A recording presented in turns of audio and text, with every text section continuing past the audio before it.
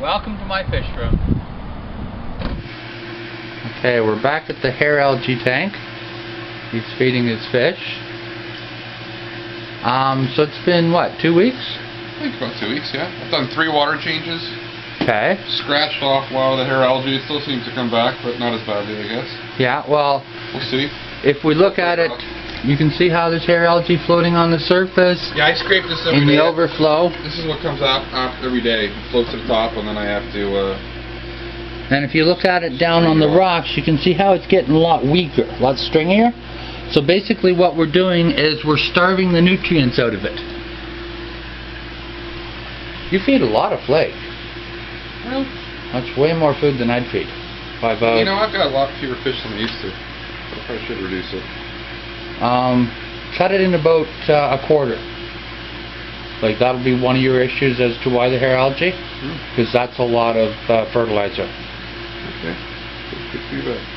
I actually don't feed flakes much to salt water, mostly the frozen foods. You know, the spirulina enriched brine shrimp, mysis, krill, chopped shrimp, stuff like that, mussels. It's a real beast. Yeah. So there's that wrasse. Yeah, I don't know how I'm going to get that sucker out of there. But the easiest way is going to be you take a clear plastic leaf bag. You know the ones they want you to put your leaves in back in the olden days? Yeah. Okay.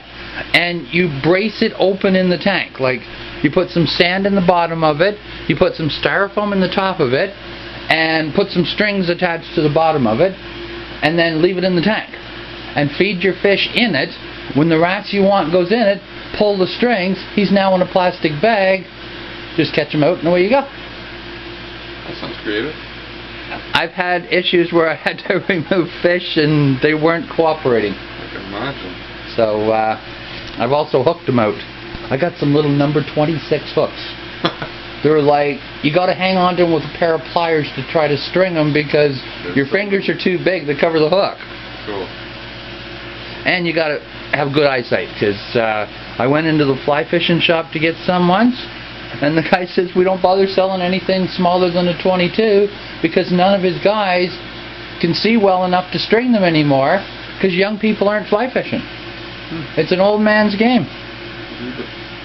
Okay, so we'll turn the video off and we're going to siphon off the hair algae again, do another good sized water change, and this is just another in a progression. Okay? Bye.